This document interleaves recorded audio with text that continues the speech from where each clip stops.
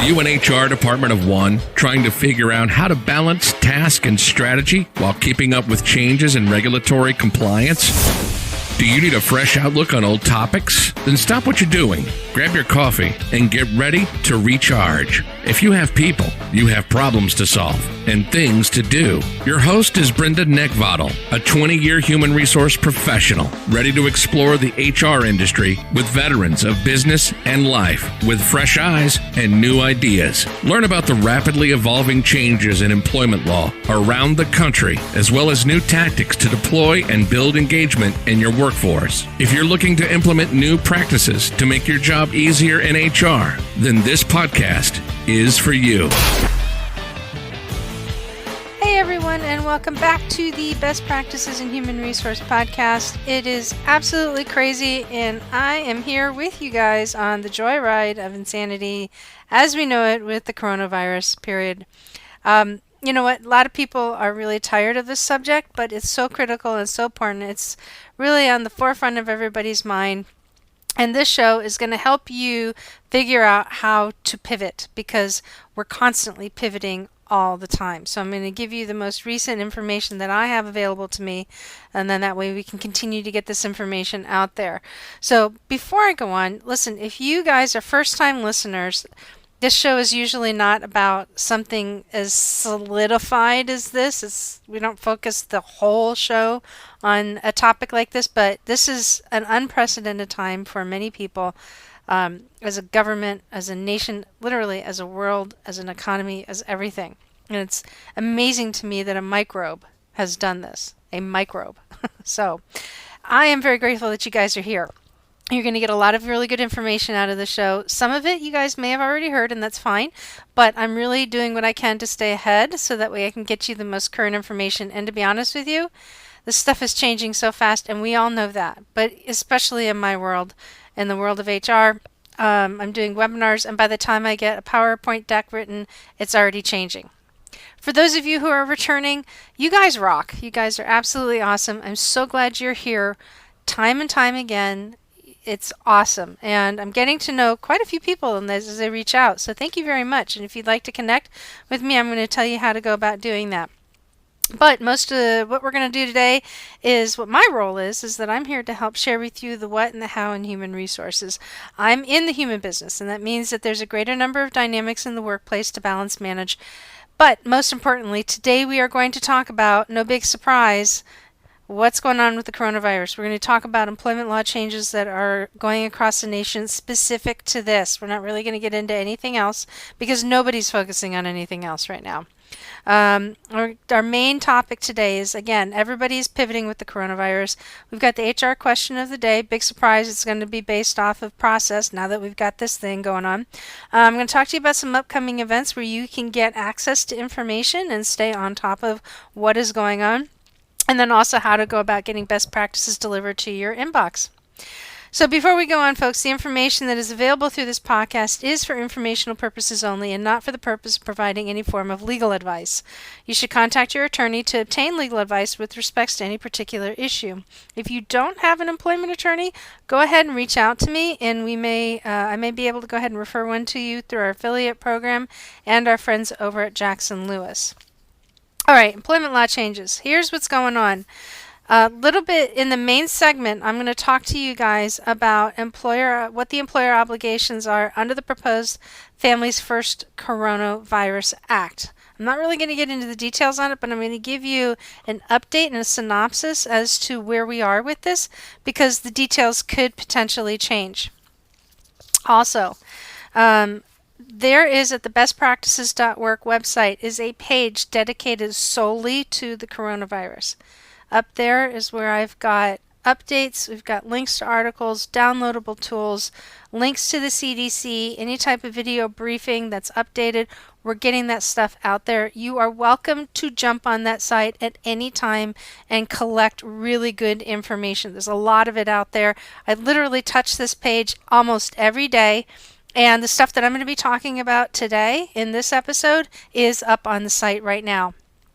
All right, so over in Michigan, Michigan has got some specifics as how the state is approaching the COVID-19 epidemic. Over in New Jersey, COVID-19, there's a bill that looks like it may expand employee benefits and establish benefits for independent contractors.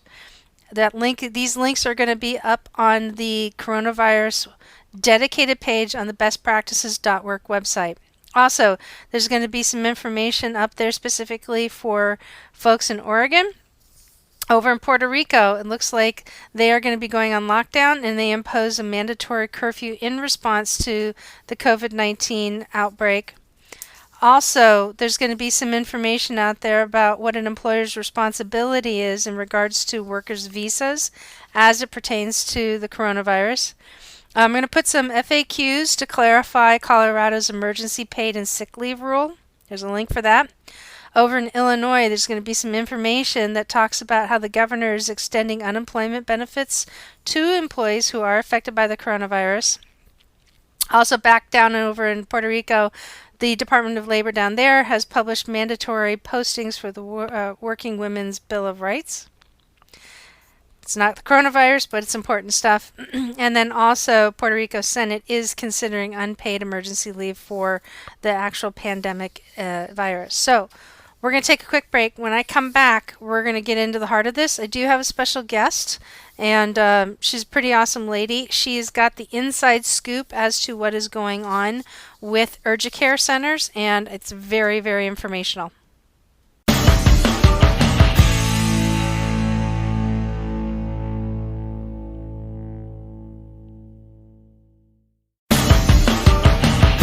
Okay, folks, we've got a little bit of an impromptu guest that's joining us today. I would like to welcome Faye Shadley Mullen, who is on the front lines behind the scenes of what's going on with the coronavirus. And she's been very gracious to join us and kind of let you guys hear from a professional who's, running around as crazy as everybody else is, I'm sure. Kind of tell us what's going on from her perspective. And I'll let her kind of introduce herself and a little bit of what she does. But thank you so much for joining. I know you're in the car and you're running around, but I really do appreciate this. Sure thing. Yeah, so I am the team leader for Valley Health for our urgent care centers. Mm-hmm. I serve as a laboratory director for our moderately complex laboratories. We have a total of 8 centers located in Virginia and West Virginia. So we typically service, urgent care type needs, the rapid streps, the flus. And right now we're right in the middle of all of the coronavirus that's going on and circulating out there, and coordinating our efforts with our health department to make sure that we are sorry about that. That's okay. Make sure that we are serving our patients appropriately. Mm-hmm. And so what that means is we have guidelines set up in place where we screen a patient. If it looks like they're meeting the CDC criteria for possibly having coronavirus, mm-hmm. we get approved from our health department.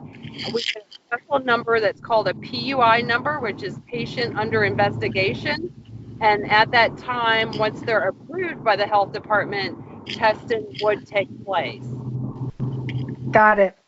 A lot of people have been asking me the question, can I send my employee to go get tested to make sure they don't have the coronavirus? And by what you're saying, it sounds like it's not an optional thing. It actually, an individual has to meet the criteria. Just like any other medical diagnosis, they actually have to meet the symptomatic criteria in order to be tested. Yes, Brenda, that is correct. And that is about 50% of our patient population is actually on the employer health side. Mm-hmm. And we are those types of seeing the employers sending their employees to our centers because they want to make sure they don't have the coronavirus. And that is not our capacity. We do not have ability to tell the employer your employee is cleared. So we really are strictly following those CDC guidelines for whether it is an urgent care patient or an employer health patient that walks through our front door. Mm-hmm. Yeah, I know a lot of people are just trying to do what they can to get ahead of this. And I think, and I'm going to make a comment, and please tell me if you think that this is a correct course of action that a lot of people can take. That if they're concerned about whether or not they're symptomatic of the coronavirus, but yet are hesitant on, going out to a medical facility or leaving their house, or they're just, don't have the ability, telehealth services actually are a potential option, because they could actually do an online visit either through their desktop, their laptop, or their cell phone with a physician. I actually do have a service, and I'll get that information out in the show notes, but that I can recommend. But they can actually have a medical visit, and then the doctor can therefore go ahead and make the recommendation, yes, you need to go in and get tested, or look, this just sounds really more like a viral infection, not related, or you could have a bacterial infection, and they'll go ahead and, recommend a course of treatment or course of additional testing in that. Do you think that, because I know volume is a concern right now, and it's going to continue to be a concern, but do you think that could be a potential option for employees? Yes, I do. And I think depending on the patient's insurance, if that's part of the service to use telemedicine, I think that is a great way to keep these patients either, out of our centers, or to get them directed to where they can be tested, if the nurse or doctor on the telemedicine side deems necessary. Yes, I think that is a great option for our communities. So when they're tested for the coronavirus, what is the process, if you don't mind my asking? And I think a lot of people are curious as to what this looks like. So right now, at least in Virginia, our health department is testing both a nasal swab and a throat swab for the coronavirus, and that is a presumptive test that they're doing by nucleic acid amplification, and then a confirmation, a second test is performed by the CDC to confirm the strain of coronavirus that the patient may have. That's right, because there's two strains, aren't there? Isn't there like an L and an S strain? Specific to the pandemic that's going on now, I don't have those. Okay. And that's fine. I just remember reading that a little while ago, but I remember that some of the data that was coming out of China, that there was at least two strains that was identified, but the more pervasive one is actually linked to the pandemic, which is, I think, the S virus, was the S strain. That's what I remember reading. Yeah. That's possible. Yeah. So, but, that was a couple weeks ago, and we knew a lot less back then than we do today. So, those types of things sometimes can be corrected in print, as we both know. So we know that the coronavirus has a 5-day incubation period, and it can be easily up to 14 days, for self-quarantine, or somebody would need to be absent from work. But I've also read that the virus can actually, depending upon the person's health, their recovery time could be slightly longer. Of course, it depends on the individual. If they're immunosuppressed, immunocompromised, they may take longer to recover than a normal, healthy individual. So That's just like any other virus, where you have a normal, healthy person who may recover in 7 days versus a person with diabetes or any other autoimmune disease. It may take longer for them to bounce back. So if somebody is concerned and they feel that they really do need to go in for treatment, they don't have access to their physician, or they can't get an appointment, is it advisable that they go to an urgent care center rather than the emergency room first? It varies from community to community. Right now in Virginia, that's where half of our urgent cares are located. We are asking patients not to just walk in, and that's for the safety of the other patients in the waiting room. So we have a protocol where we ask them to call in, and they can remain and wait in their vehicle until we have a room available to do the screening. Okay. But really for other areas that I've talked to and communications I've had throughout the state of Virginia, other centers are directing their patients to go right to their local emergency room. I don't advise that just because that's going to overwhelm our emergency room. Wonderful. Well, do you have any other tips or tricks or any other recommendations that, as of right now, that you're seeing that would be, beneficial to anybody listening to this? The number one thing I believe the community can do is keep themselves healthy. Be at your best. Get as much rest as you can. Stay hydrated. Don't do any unusual activities. Something that will put a strain on your immune system that could prevent you from fighting off this virus if you contract it. Got it.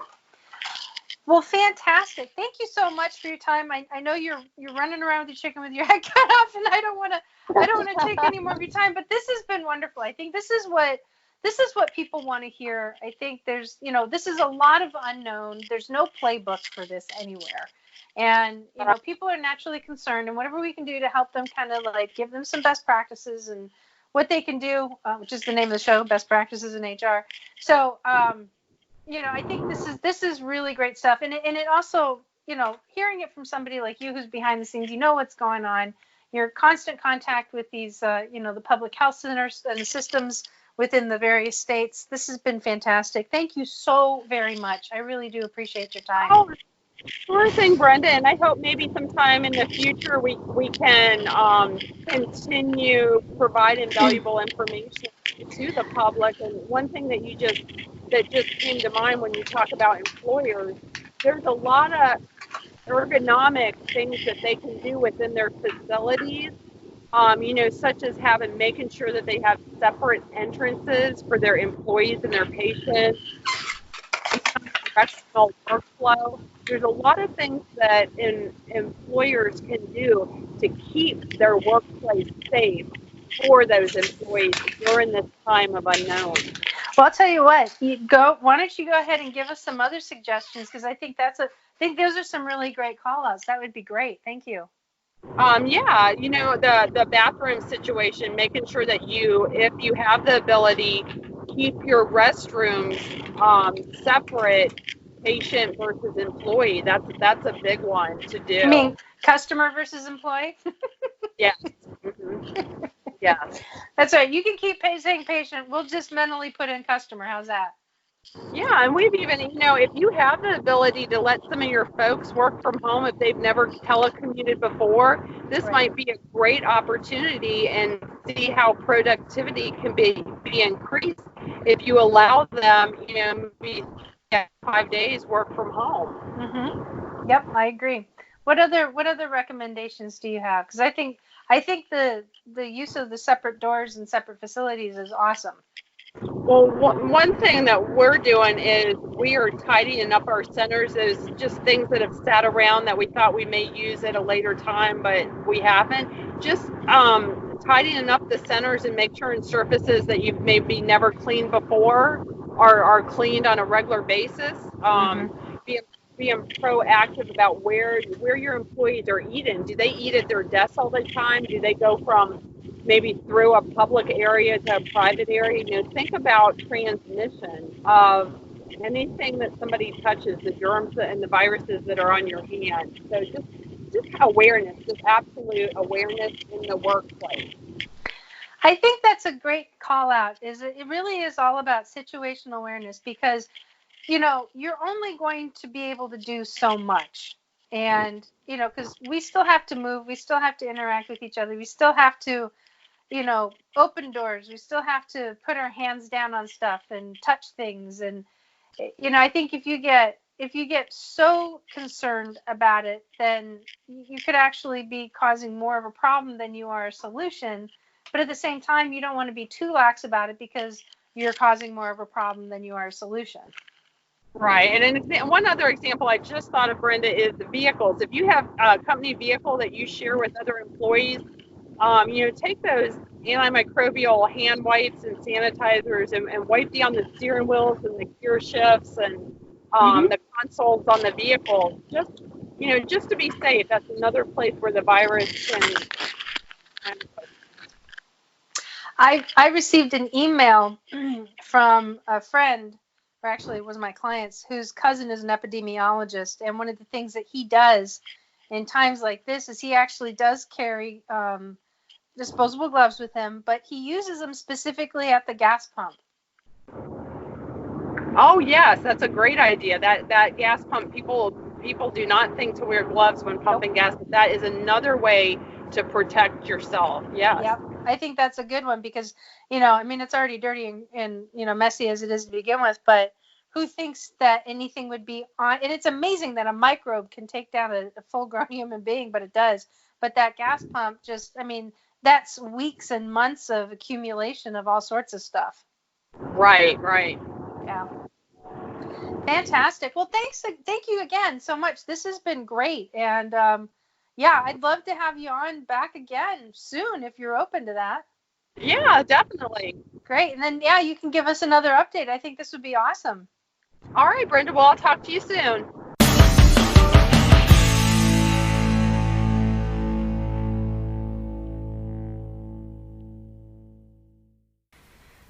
Right now, we're all in the same boat. We are all trying to figure out how do we pivot, because we know that we frequently have to right now, which means that we're all trying to figure out how to do the right thing, when to do the right thing in a time laden and full of ambiguity.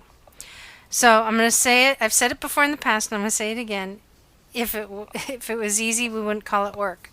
But this is actually a pretty awesome, challenging time for us because here's the thing. I firmly believe that this is a bump in the road. Life has a way of making a clearing for other things to come into place. And when you take a look at history, and you take a look at time, and you take a look at natural events, and you take a look at what we deem as natural disasters, have you ever noticed that things tend to come back, and sometimes they usually come back actually, bigger and better with a lot of lessons learned. Let's just take a look at what happened in Australia recently. We had the fires, right? But even in the midst of all of that acreage, miles and miles, tens of thousands of miles, it seems, that were burnt down. But even while it was going on, life found a way, and stuff was already starting to grow back, even though the country was still battling with it. So this is a really great time to step back and ask yourself, what exactly is the clearing and what's coming my way? That's going to do something very important for your mindset. Most importantly, when you are looking at what's the clearing and planning for what's coming next, you're in action. And when a human being is in action, we're not afraid. We're less afraid, actually. Or fear goes away completely. Because we're in the process of doing something, and we don't feel like we're being held back, and we don't feel like we're failing, and we don't feel like we're falling apart or falling down, right? So that's the big thing. Realize that this is a bump in the road in life.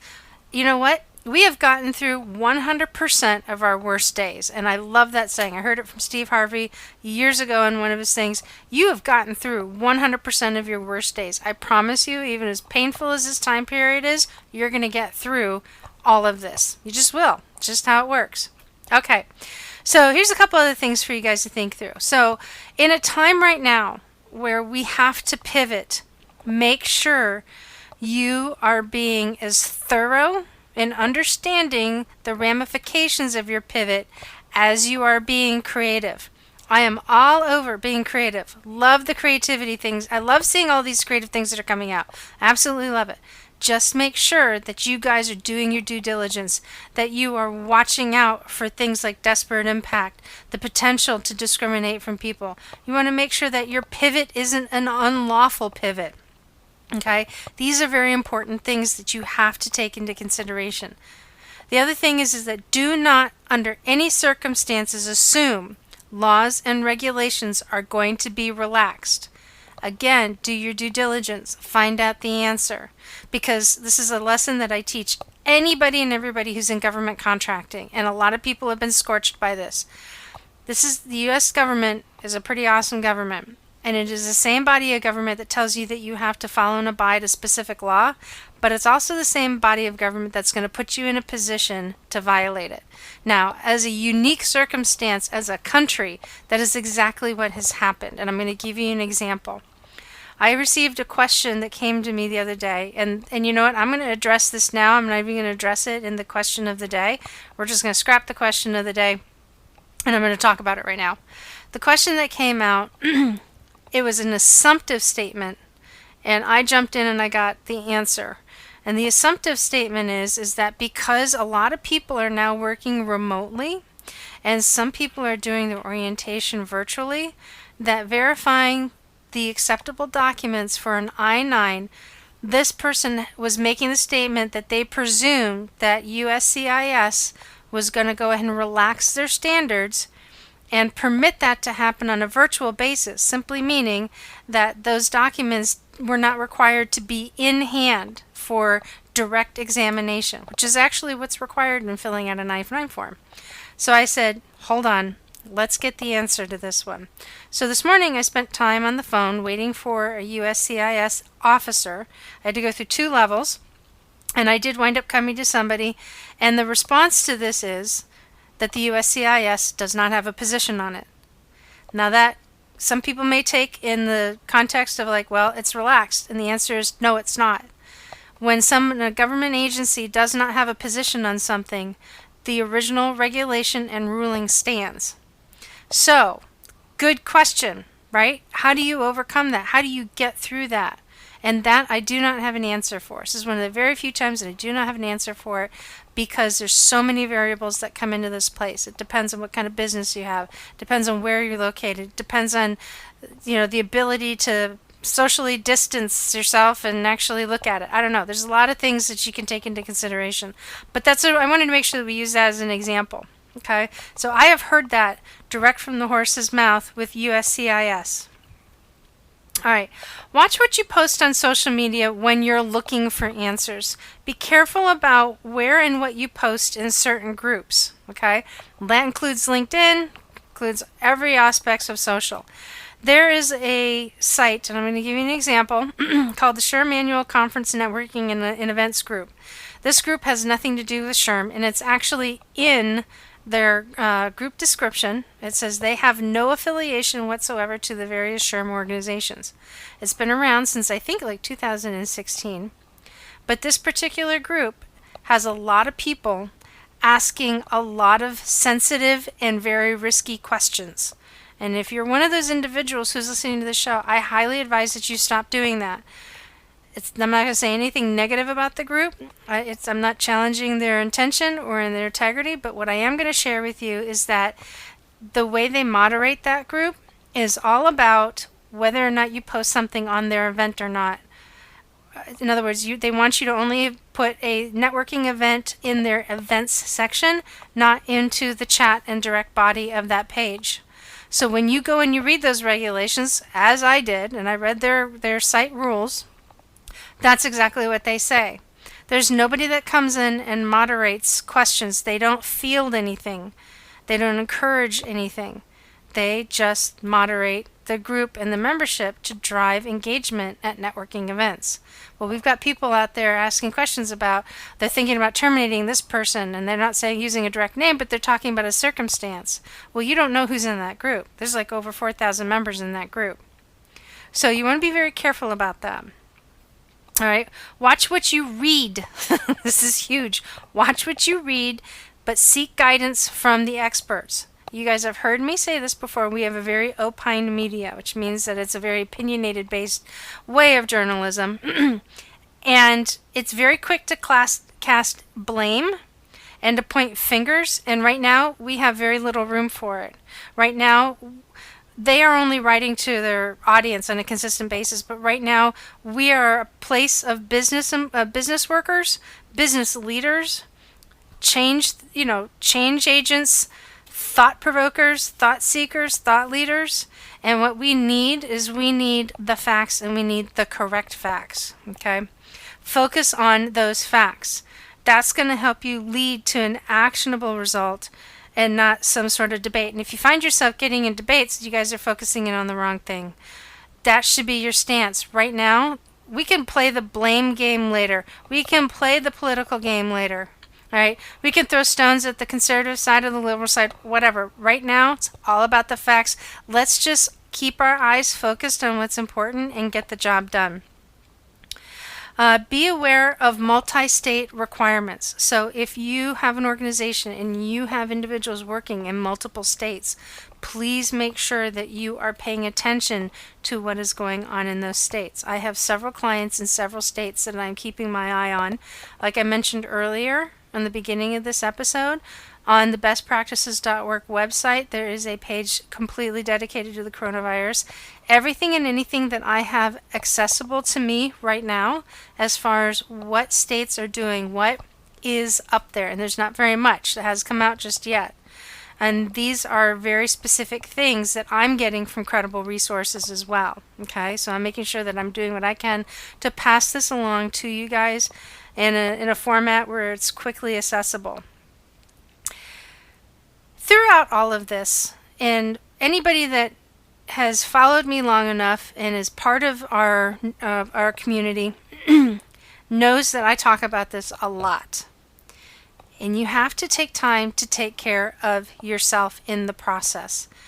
That's one of the key things on helping us get through this, is to make sure that we are healthy and that we as leaders and drivers and influencers, we are doing what we can to help take care of our own well-being as well. If you do not get sleep, if you do not stay hydrated, if you do not eat well, or if you miss meals and you start, getting off of something that's not going to help you and you're driving yourself to exhaustion, there's a part of this where you're going to be tired, absolutely. But at some point you have to disconnect and you have to get some rest. The speed at which things are changing is mind swirling. This is all I do all day long right now. I answer questions and I research. I haven't created anything new except to address all of this stuff through these webinars that I'm being contracted to speak at and through my other speaking engagements. Everything is involving the coronavirus. Everything else thrown to the wayside. It just has to be, because this is where we are. We're going to be in this for a little while. There's no doubt. There's no quick cure to this. And you know what? It just provides an opportunity, which is also great. It provides an opportunity for us to get creative, because some of these answers to the questions have to be creative. We have to think outside of the box. But again, what I said earlier is make sure that you guys are being thorough. And the last point that I'm going to make today is start preparing for your reintegration plan. I know we're way at the beginning of all of this, and some people will say, well, it's a little too early to start doing that, Bren. But here's the thing. We have no idea what tomorrow is going to look like.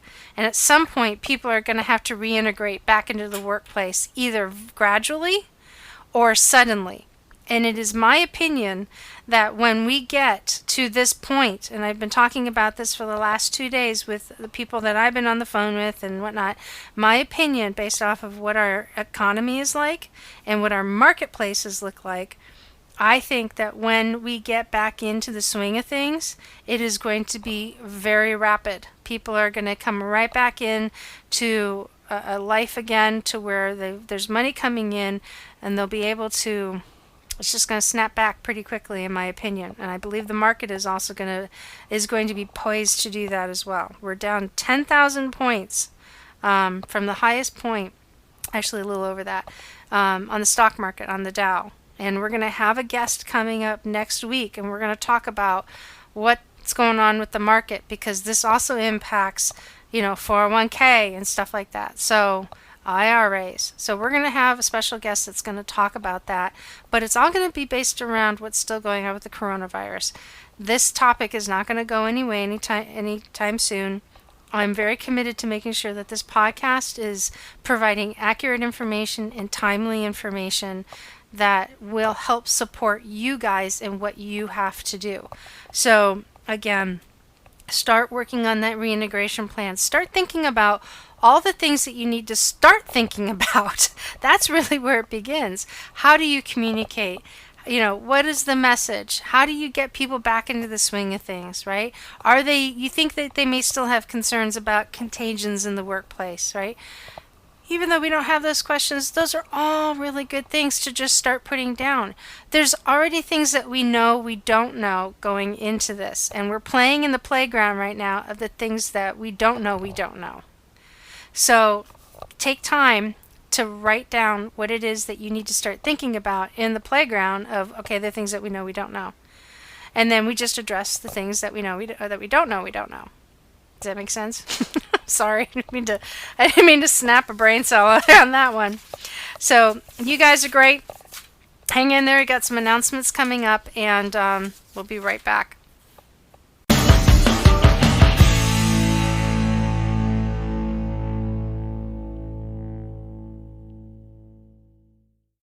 All right, so for those of you who've been following, you do know about the Next Gen Women in HR Facebook group, and I want to invite you guys to come in and join that. We do have some questions. It is a group dedicated for individuals, women and men in HR. We'd love to have you come in and join us. Right now, we're really focusing on getting a lot of great, current, pertinent information out there. I'm starting to jump on answering real-time questions every single day.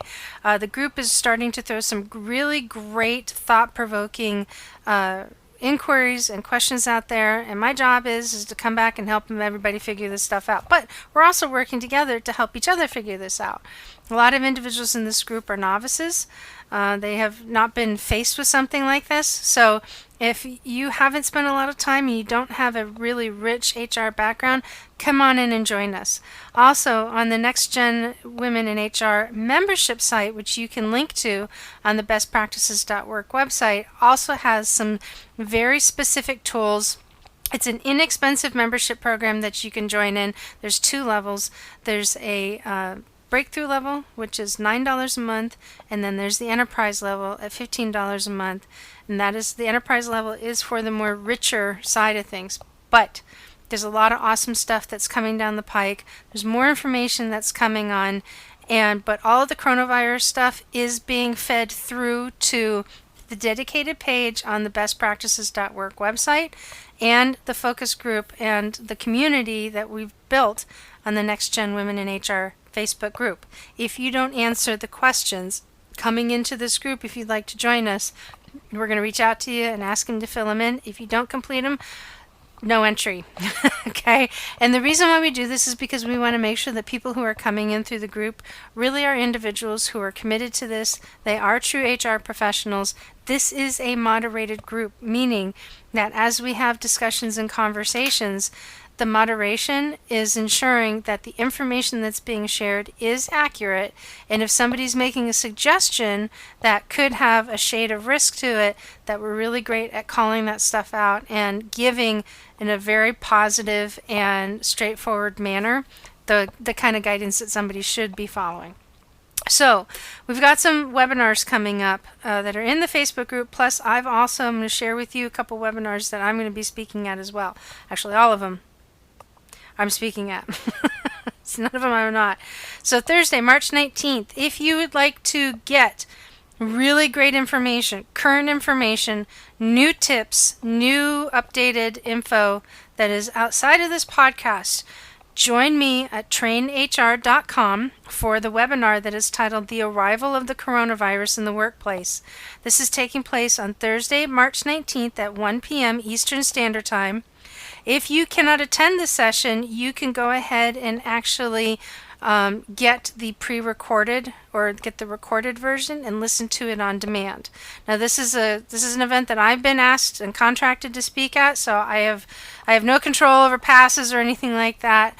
But if you go to the trainhr.com website, you'll be able to see all the details in regards to this. Okay, Wednesday, March 18th. That's today. The day that this episode actually releases, we are doing the live workshop that was scheduled for Virginia Beach, the heartbreak of office romance. Canceled. No go. Not going to happen. So if you were going to jump into that, it's off the table. Monday, March 23rd, in the Facebook group, we are also doing an open Q&A session, which means at 7 p.m. Eastern Standard Time, which means that any of the members, if they have Q&As regarding HR of any kind, it's an opportunity to jump in and get that vital information. So this is the part of the show where we typically have the HR question of the day. You know what? Right now, we went ahead and answered that particular question that I reserved for this segment in the main body. And I'd love to hear your questions. I love really awesome, great questions. So please feel free. Go ahead, submit your questions on the bestpractices.org website by clicking on the podcast link from the menu. And down towards the bottom of that podcast page is a submission form for you to go ahead and post your question, which I may read and answer on an upcoming episode. Okay, so if you guys want to find out more and keep in tune with what is going on and you guys want to follow me, you can follow me on Instagram and Facebook at Best Practices in HR. You can find me again on Instagram under Brenda the HR Lady. Over on YouTube, you can find me on YouTube and LinkedIn on Brenda Neckfadel, and my name is spelled Neck, V as in Victor, Atal. And you can also, once again, find me on the bestpractices.org website. Click on Connect at the top of the page and get my best practices delivered right to your inbox. So guys, thank you again for joining me today. Been another awesome episode. My commitment, again, is to make sure that what we are providing you guys throughout this time is current, timely, pertinent, real information that will help you make the necessary business decisions that you need to make in order to keep moving forward. And that really is, that is our theme this month for the month of March, is just moving forward. And really, there's no other time right now when we are challenged than today and tomorrow and the next couple of weeks. So keep your head up, keep a positive attitude. Remember, this is just our clearing in life, and something bigger and better is going to come right back at us again. So guys, listen, thank you for joining me. Have a good one. You take good care of yourselves, and I will talk to you all very, very soon.